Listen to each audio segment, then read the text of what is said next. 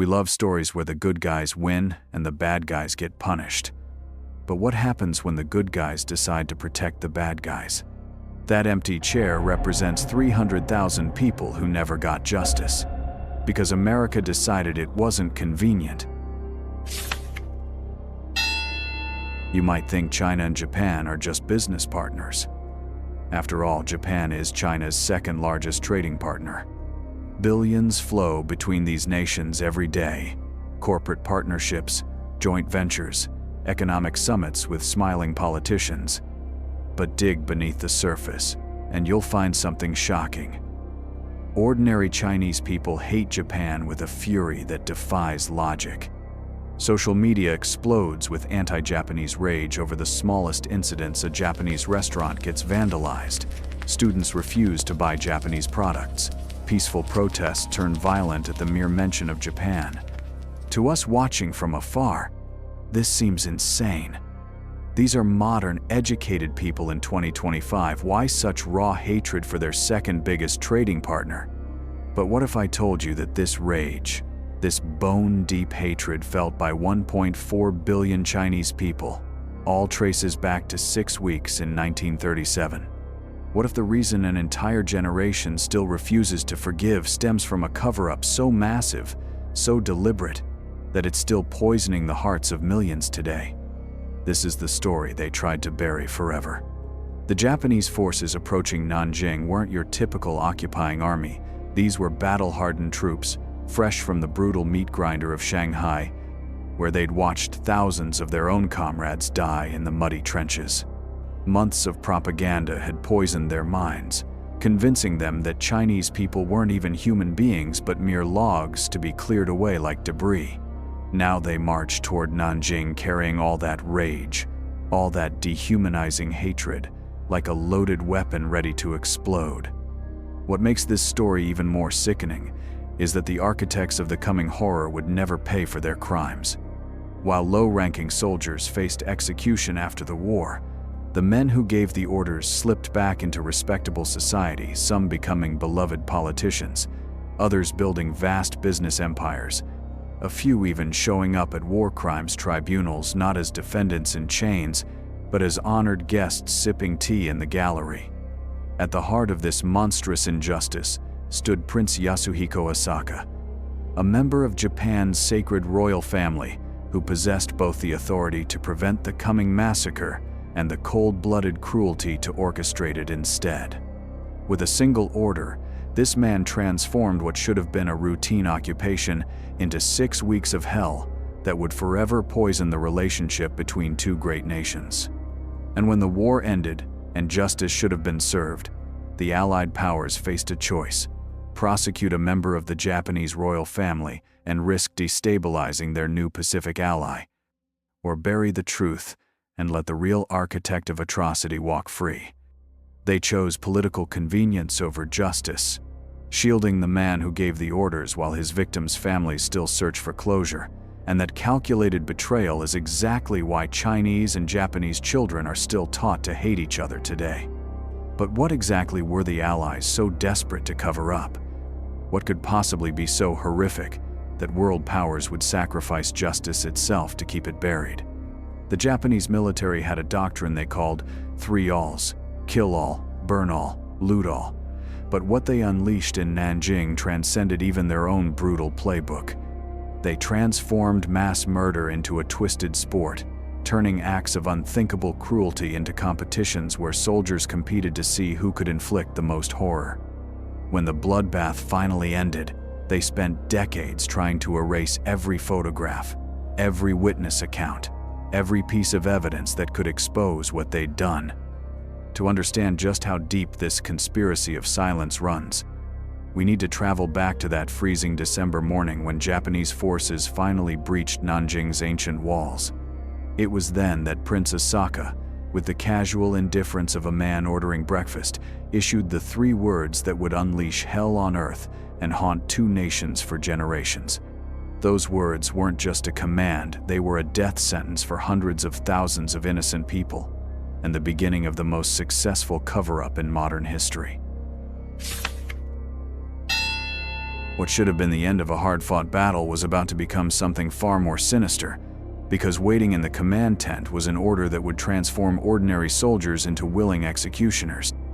Prince Yasuhiko Asakankle to the divine Emperor Hirohito himself picked up his telegraph and sent those fateful words crackling through the military command chain.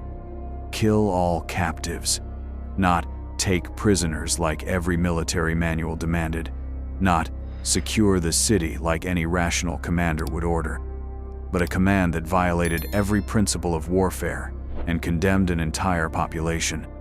This wasn't some desperate heat-of-the-moment decision made by a panicked field commander. This was cold, calculated, and premeditated murder authorized at the highest levels of the Japanese imperial family by a man who knew exactly what horrors those words would unleash. Within hours, Asaka's command had crystallized into official extermination orders, posted on bulletin boards throughout the Japanese camps. Officers gathered their men in tight circles and delivered the message with chilling clarity. The traditional rules of war were now suspended, and every living soul within Nanjing's walls, whether they wore a uniform or carried a baby, had just become fair game. 2 junior officers, Toshiaki Mukai and Tsuyoshi Noda, transformed genocide into entertainment by launching what they cheerfully called a killing contest, a race to see who could behead 100 Chinese people first. The Tokyo newspapers covered their competition like it was the World Series, with headlines screaming, "Incredible record in the killing contest." These men became national celebrities, their smiling faces plastered across front pages as they posed with their blood-soaked swords. These weren't deranged psychopaths or hardened criminals, but ordinary young men in their 20s who'd been conditioned by their society to believe that Chinese lives held no more value than insects to be crushed underfoot. Japanese troops established killing fields throughout the city, where they machine-gunned prisoners in groups of hundreds, bayoneted civilians in methodical assembly lines, and threw bound captives into the freezing Yangtze River to watch them struggle and drown in the murky waters. One execution site became so notorious that survivors could only refer to it by the horror it contained: the 10,000 Corpse Ditch. A massive trench so densely packed with murdered bodies that witnesses said you couldn't see dirt, only flesh pressed against flesh and swollen tears. Conservative estimates put the death toll at 4,000 souls dumped into that single pit, though other accounts suggest the number reached 20,000 men, women, and children slaughtered and discarded like garbage over just 6 hellish days. As unthinkable as the mass executions were, they represented only half of Nanjing's nightmare, because alongside the mass killing came something even more depraved. The sexual violence unleashed on the city defied every boundary of human decency, with Japanese troops raping an estimated 20,000 Chinese women and girls. Though some witness accounts suggest the number reached a staggering 80,000 victims whose ages ranged from infants still nursing to grandmothers in their 70s. Most were murdered immediately afterward to eliminate any chance of testimony. Dr. Robert Wilson, an American surgeon who heroically remained in the city throughout the massacre, documented the aftermath in meticulous medical reports that read like dispatches from hell itself. Women stabbed 27 times for the crime of resistance, pregnant mothers bayoneted through their swollen bellies, children literally torn apart by soldiers who had abandoned every trace of humanity. Here's what makes this story impossible to deny. This genocide wasn't happening in some remote corner where the world couldn't see. It was unfolding in full view of Western missionaries, doctors, and diplomats who had remained in the city to help civilians. These brave souls didn't just witness the horror, they photographed the evidence, documented every atrocity in painstaking detail, and risked their own lives to preserve the truth for posterity. John Rabe, a German businessman who established a safety zone that saved thousands of lives, filled notebook after notebook with meticulous reports of what he witnessed each day. Minnie Vautrin, an American missionary who turned her school into a refugee center, kept detailed diaries that captured not just the scale of the violence, but the individual faces of suffering she encountered. These weren't distant rumors, filtered through propaganda machinists. These were first-hand testimonies from neutral observers whose only agenda was preserving human dignity. The moment the last body fell, Japanese authorities launched a cover-up operation so comprehensive it would make modern spin doctors weep with envy. They incinerated evidence on an industrial scale, dumped countless corpses into the Yangtze River, bulldozed mass graves into unmarked fields, shredded military documents by the truckload, and confiscated every piece of film footage they could find. When Allied victory finally came, the architects of post-war justice faced a calculated choice between moral duty and political convenience: prosecute every war criminal regardless of rank or status, or sacrifice truth for geopolitical stability in their new Pacific ally. They chose convenience. Prince Asaka, the imperial uncle who transformed 3 words into a death sentence for masses of people, was never questioned, never charged, never even inconvenienced by so much as a subpoena. The Allies handed him complete immunity because they decided that holding Japanese royalty accountable might destabilize their carefully constructed post-war order. But recently discovered evidence shows the cover-up went much deeper than anyone realized. Declassified American documents from the 1990s revealed something that should shake your faith in Allied justice. Intelligence agencies knew exactly who gave the orders, possessed mountains of evidence, and had access to countless witnesses who could have testified about Prince Asaka's direct involvement. They deliberately chose not to act. General Douglas MacArthur, who was running the occupation of Japan like his personal kingdom, struck a deal that prioritized American strategic interests over justice for innumerable victims. The royal family would receive blanket protection in exchange for Japan's cooperation in rebuilding as a bulwark against Soviet expansion in Asia, effectively turning justice into just another commodity to be traded at the negotiating table. The war crimes trials became a carefully orchestrated theater of selective justice. General Matsui Iwane, who commanded the forces at Nanjing but wasn't the one who issued the kill order, went to the gallows. The 2 officers who turned murder into their sick competition faced the firing squad, a handful of mid-level commanders who were simply following orders from above, paid with their lives. But Prince Asaka lived in comfortable luxury until his peaceful death in 1981, attending state dinners, playing golf at exclusive clubs, giving softball interviews to friendly journalists, and never expressing even a whisper of remorse for the countless lives he'd destroyed. He wasn't alone in this grotesque immunity.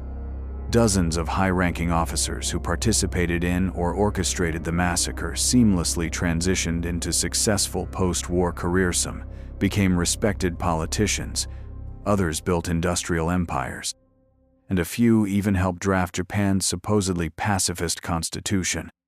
The question everyone asks is, how could normal people do this? The answer reveals something terrifying about human nature itself. The transformation began long before Japanese soldiers ever set foot in Nanjing, through a process of dehumanization that stripped away every moral boundary they'd been raised with. Military training included bayonet practice on live Chinese prisoners, while propaganda films portrayed Chinese people as subhuman creatures, insects to be crushed, animals to be slaughtered without conscience. By the time these men reached Nanjing's gates, many had been so thoroughly conditioned that they genuinely believed they weren't committing murder, but simply exterminating vermin that threatened their divine emperor's sacred mission. The psychology of group conformity did the rest. When your entire unit is participating in atrocities, refusing to join in doesn't make you a hero, it makes you a target for violence from your own comrades. Soldiers who showed mercy found themselves beaten, ostracized, or dragged before military tribunals, while those who demonstrated creative brutality earned promotions and praise from their superiors. Most crucially, this wasn't a case of individual soldiers going rogue. This was orchestrated extermination with official blessing flowing down from the highest levels of power.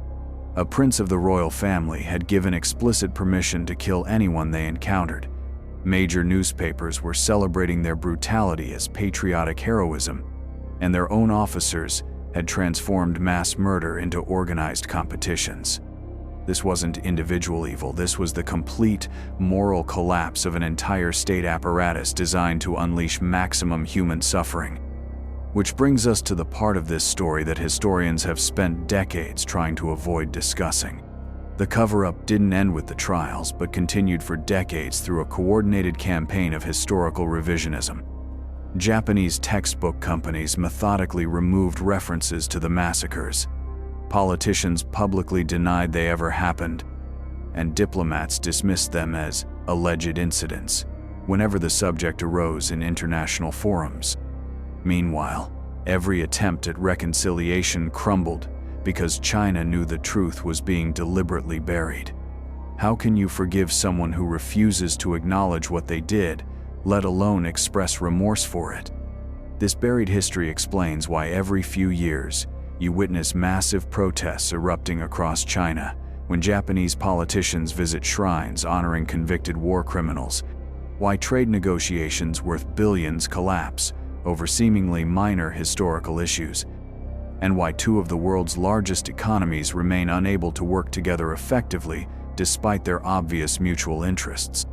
What researchers discovered in the 2000s was even more damning than the original cover-up. Allied prosecutors had deliberately avoided investigating the worst atrocities, possessing survivor testimonies that were never presented in court, photographs that were never shown to judges, and detailed confessions that were simply filed away and forgotten in dusty archives. The trials weren't about delivering justice, but about creating a sanitized narrative that would allow everyone to move forward without uncomfortable questions. Execute a few carefully selected scapegoats, protect the real architects of genocide, and hope the entire nightmare would fade from public memory. But the evidence never disappeared. It's been sitting in classified archives across Washington, London, and Tokyo for decades. Thousands of pages of testimony deemed too sensitive for public consumption, photographs considered too graphic for court proceedings, and military documents that would have implicated people the Allies desperately wanted to shield from accountability.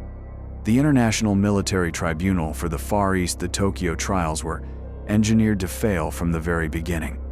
They operated with predetermined outcomes, strategically excluded crucial evidence, and protected defendants who had been marked as untouchable before proceedings even began. Prince Asaka wasn't the only monster who walked free. Prince Higashikuni, who served as prime minister when Japan surrendered, received similar protection. General Ishii Shiro, who conducted horrific biological weapons experiments on Chinese civilians, was granted complete immunity in exchange for sharing his twisted research with eager American scientists. The pattern reveals a calculated trade-off. If you possessed information the Allies wanted, or if prosecuting you would create political complications, you became absolutely untouchable regardless of your crimes. This calculated betrayal of justice explains why the Nanjing massacre isn't merely a historical footnote, but a living wound that continues to fester across East Asia. Every day that passes without acknowledgement, accountability, or genuine remorse, the possibility of real reconciliation becomes more distant and the cycle of mistrust grows deeper. But behind all the political maneuvering, behind every diplomatic failure and cover-up, were countless individual human tragedies that no amount of political calculation could ever erase. Li Shuing was 19 years old and 6 months pregnant when Japanese soldiers broke into her home. When she refused their demands, they stabbed her 27 times, 19 cuts to her face, 8 to her legs, and a deep gash across her belly that killed her unborn child. She should have died from those wounds, but Li Shuing survived to become living proof of what happened in Nanjing. American missionary John McGee photographed her in the hospital, her face so disfigured by the attack that she was barely recognizable as human. Those stark black and white images became crucial evidence at the war crimes trials, some of the few pieces of testimony that couldn't be buried, denied, or conveniently forgotten by those who preferred silence. What makes her story even more heartbreaking is that Li lived until 2004, carrying those physical and emotional scars for 67 years. She testified at survivor conferences, spoke to journalists from around the world, and begged anyone who would listen to remember what happened to her, and hundreds of thousands of others who didn't survive to tell their own stories. Yet every time she shared her testimony, Japanese officials would collectively attack her credibility, claiming she was fabricating her account for political purposes. They insisted the photographs were staged propaganda, argued that her wounds came from accidents or other incidents, and transformed this elderly woman's documented suffering into a cynical political debate designed to cast doubt on the entire historical record. Li wasn't alone in her suffering or her survival. The Nanking Safety Zone, established by Western missionaries and diplomats, became a desperate sanctuary for about 250,000 Chinese refugees who had lost everything: their homes, their families, their entire world, and now huddled together in overcrowded schools and churches, clinging to the hope that international protection might keep them alive through the nightmare unfolding around them.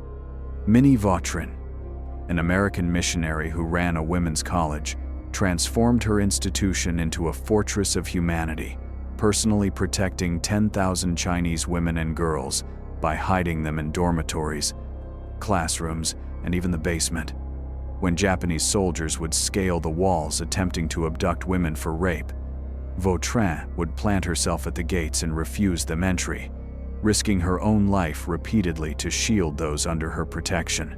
Her diary entries from those hellish weeks document the psychological toll of bearing witness to relentless evil. Those awful days and nights when we were in great fear for the safety of the young women in our charge. She chronicled soldiers dragging screaming women into the darkness, described discovering mutilated bodies each morning, and captured how the stench of death became so pervasive it seemed to seep into the very stones of the city. The trauma of those weeks ultimately destroyed the woman who had saved so many others. After returning to America in 1940, she suffered a complete nervous breakdown, unable to sleep or eat as she relived those horrific nights in Nanjing over and over again. In 1941, she took her own life, writing in her final diary entry, "Had I 10 perfect lives, I would give them all to China." She had rescued so many from their nightmare, but could not rescue herself from hers. The survivors and witnesses paid a price that lasted generations. As recently as the 2002, survivors were still giving testimony about what they experienced as children. Chang Jicheng was 8 years old when soldiers killed his entire family in front of him. For 70 years, he carried the image of his mother being bayoneted while she tried to shield him. Xia Shuqin was 8 when soldiers killed 7 members of her family, including her infant sister.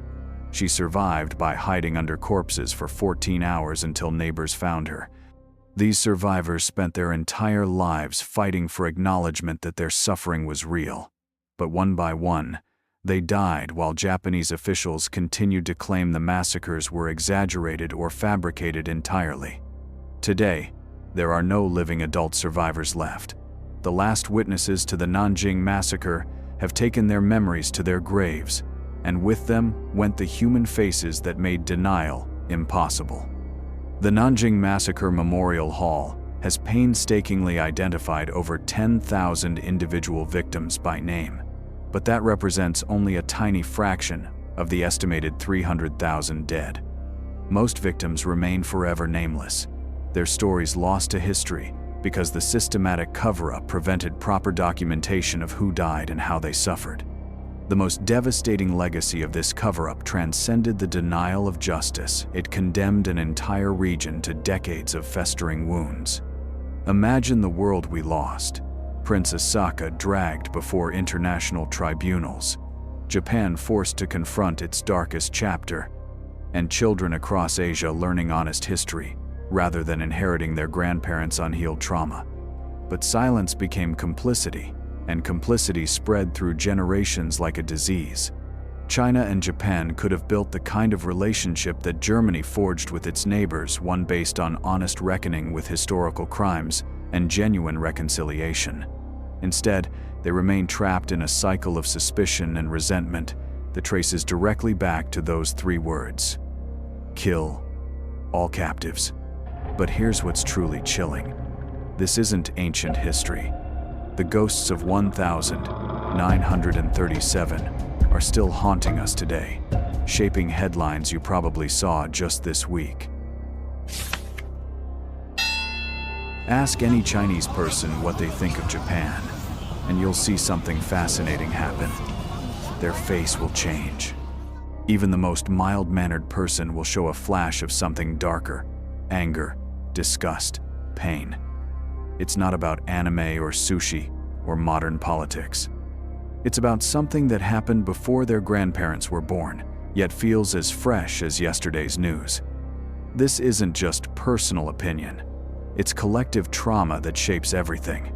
When Japanese politicians visit shrines honoring war criminals, when Chinese protesters burn Japanese flags, when billion-dollar trade deals collapse over historical issues, you're watching the emotional legacy of those 4 words Prince Asaka spoke in 1937 and the decision to protect him afterward.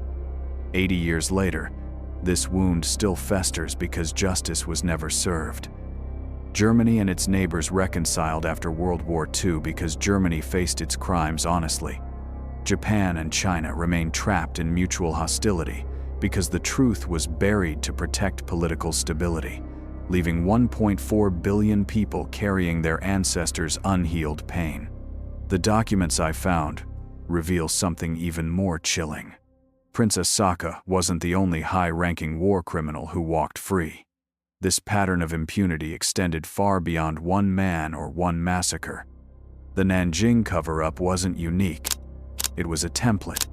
Throughout the Cold War, Allied powers repeatedly chose political expediency over justice when dealing with war criminals who had valuable intelligence or strategic importance. This is just one story in a much larger pattern of how the powerful escape accountability while their victims are forgotten.